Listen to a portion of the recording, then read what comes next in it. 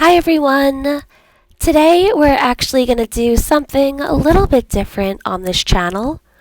I am, for better or for worse, an ADHD girly, and my initial purpose for starting this channel was to give myself, well, one of the many ways I cope with the chaos of the world around us is by reading dictionaries in foreign languages.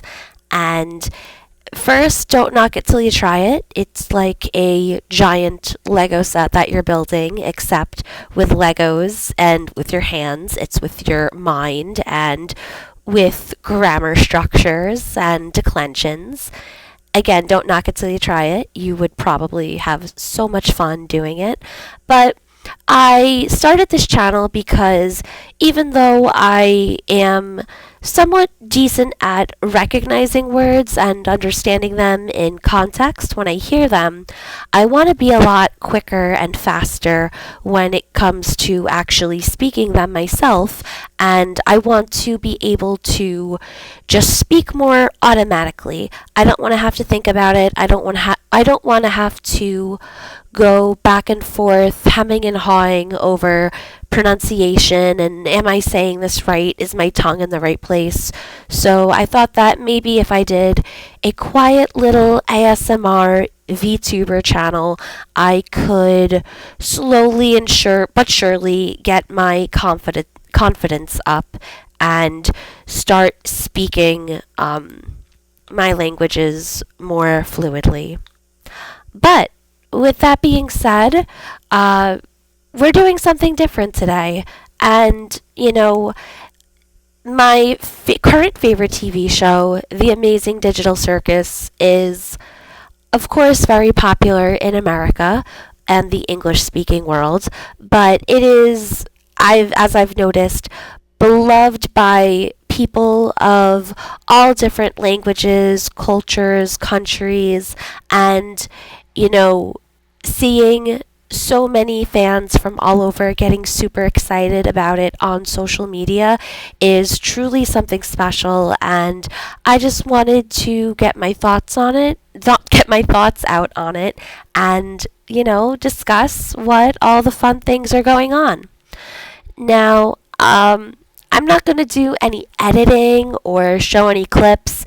I'm lazy. I don't actually totally know how to do that in an effective way yet. This is just going to be me talking straight off the dome piece. I promise I'll stop saying eventually, but I am also a little sick, so if I am giving you a little bit of Kermit the Frog vibes, you're welcome, because everyone loves Kermit, and I actually think people's voices sound kind of cool when they're sick. So it is what it is. There are only 2 more episodes left in the series, and I have to say, this show has been so full of surprises. Every time you think that it is going to zig, it zags. And as an audience member, I have just been completely enamored and delighted by this world, these characters, the visuals, the aesthetics, and it has been completely just all-encompassing and a just complete delight. Now, with most shows and stories and books, if you are somebody who likes to nerd out about these things, you can usually have like a sense of where a story is going to go. But if I am being truthful, I have no idea what to expect. The way I've been thinking about it for the past while is I would say that there are 2 different main paths I think the story can go down to, for its natural conclusion. I'm going to call path A the character path. And this means we're not going to find out much about the lore behind the circus itself or the C&A company, and instead we're just going to focus on the members of the circus as characters, and essentially the thesis of the show is going to be something like, Well, if we are going to be stuck here for all eternity, all we can do is cope and be good to each other. And at the end of the day, our humanity is truly all we have left. So it's our responsibility to take care of each other and to make a conscious effort to be good. And I know that the inspiration material, the short story, I Have No Mouth and I Must Scream, has a very dark ending. But just because I don't even want to say the source material because it's a, like, Digital Circus is a completely new um, story on its own. But just because the inspiration material has a dark ending, that doesn't necessarily mean that Digital Circus has to have a dark ending. I don't want to get too deep into the comparisons, but there have already been a bunch of ways that Digital Circus has spiritually derived from I Have No Mouth. So I do think that a more kinder, more character focused ending would make sense. And that's where I was predicting the story to go for a while. And that didn't really bother me too much because even though I think the lore would be so exciting and interesting to find out about, at the end of the day, I have so much love for these characters. They're not just serving to prop up the mystery. Like, I genuinely care for Pomni and Jax and Ragatha and Kane. They are living, breathing entities and personalities to me outside of, the confined circus space that we know these characters in. But with that being said, after episode 7, and after seeing the trailer for episode 8, and after seeing the way that the show's creator, Gooseworks, has answered fan questions and interacted with the fan community, I gotta say, I will admit I was wrong because I don't think that my gut instinct was correct. Probably one of the most famous writing principles ever is Chekhov. Excuse me. See, I told you I was sick. I'm gonna take a sip of my tea now. How do you like your tea? Do you like tea or do you like coffee? Personally, I only like coffee when it's so sweet that you can't even tell it's coffee. So by that point, you're just basically drinking straight up sugar. But ironically enough, I do actually like tea as black and as bitter as anything. Do not ever approach me with milk in your tea or sugar. No, like I want to feel physically sick from the caffeine after this tea, and then I'll drink another one and another one and another one. We're getting derailed. I'm sorry. I apologize. But back to Chekhov's gun. So this is a writing principle that states that everything in a story must come to a full circle and service the plot. The dialogue, the character traits, the setting, the props. If you establish a gun early on in your story, then somebody's got to fire that baby by the end. And if they don't fire it, then you got to scrap it because it is not relevant and it's just clunking up your plot. Now, of course, Chekhov's gun is not a rule. You're not going to be executed if you do not follow it perfectly. And, as we... like LOL XD random humor has definitely been pretty, prevalent prevalent in our culture and in our storytelling for decades at this point. So again, initially I was thinking that this could be I guess I was kind of comparing it to Lost. Like, remember that TV show from a gazillion years ago? They set up such a intricate web of mystery and intrigue. And then when they ended it, they were just kind of like, haha, we're not going to solve anything. But that's okay because the characters are in purgatory and the show's actually about the characters, not the mystery. Haha, you're stupid if you do not care about this. But I think Gooseworks is a fantastic writer. And when I look back throughout the series, there are so many interesting there's so much interesting symbolism throughout the show already. There's, of course, a lot of references to biblical imagery, and there's a lot of references and Easter eggs to real life history and happenings with like actual artificial intelligence. Oh my goodness. Uh, this is like lame, but I like freaked out when I first saw the part with the Daisy song because 2001 A Space Odyssey is my dad's favorite movie, and he'll like randomly watch it and I'll just hear that and get slightly creeped out. Whatever. But I think Goose is talented beyond means. I'm talking like Dostoevsky talented. I'm talking about Vince Gilligan talented. I'm talking like I think she's such a creative writer.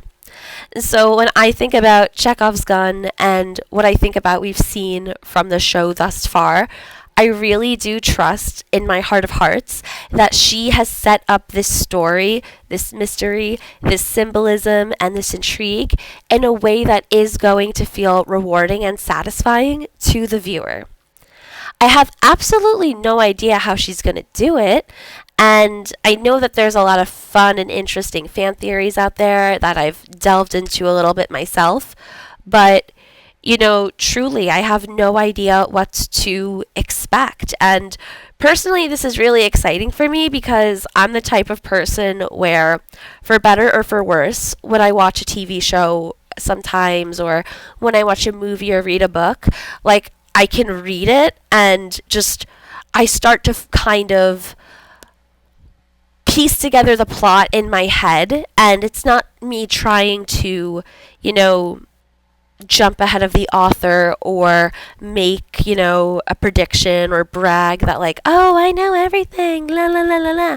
No, it's not that at all. It's just like, you start to notice tropes and beats that are used over and over again.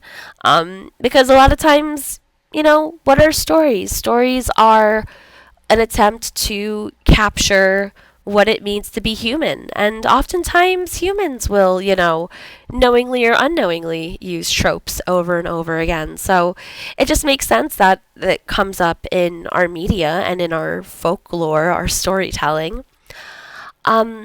But yeah, so I actually think that we're going to get an awesome ending where, we learned so much about the characters. I'm sure we're going to get more Kinger lore. We will learn about Queenie. We're going to learn about Ribbit and Scratch, who abstracted.